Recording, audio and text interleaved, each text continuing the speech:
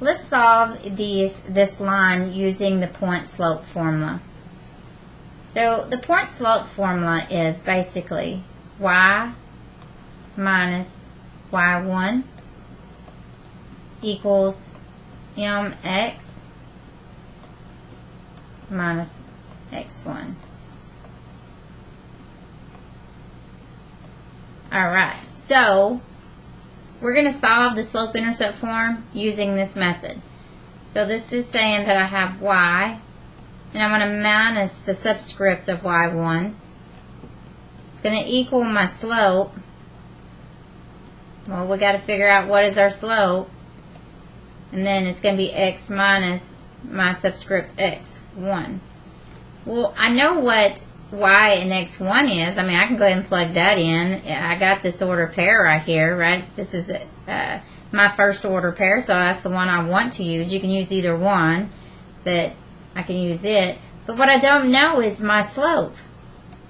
So I need to solve for my slope. So a little quick reminder about solving for a slope. We have this formula of little m, where we have a change in the y value, and it's order pair 2 minus order pair 1, divided by the change in the x value. So we got 2 order pairs. This makes it a lot easier to solve, right? So my y2 is negative 9 minus my y1 is 7. My x2 is 3 minus my x1, which is negative 5.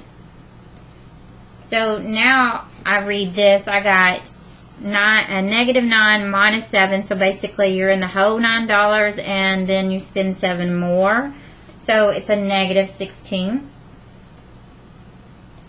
Now when I look at the denominator, what do I see? I have this negative times negative. That becomes a positive, right? So 3 plus 5 becomes 8.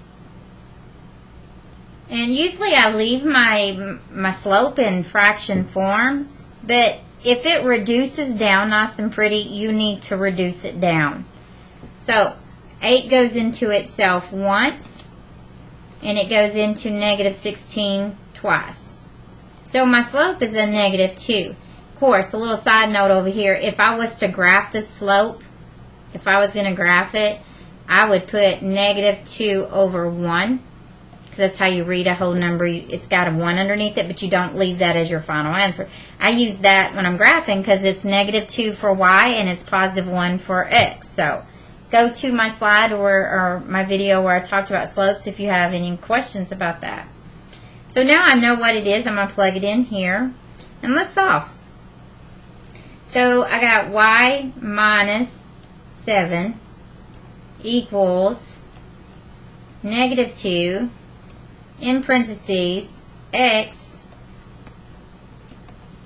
negative times negative becomes positive 5.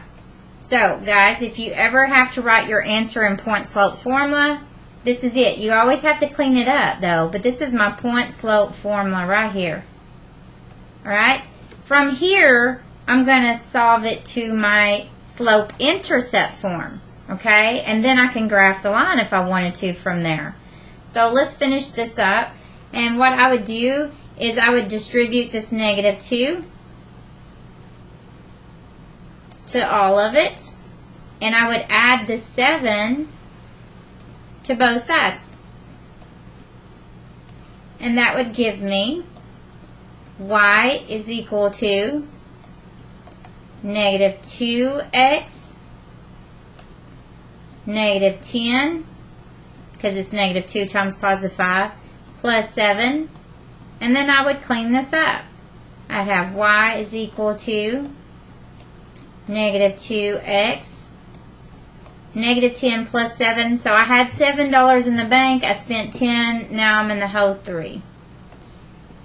So that is solving. This is my slope-intercept form, so I can graph my line using this. Thank you.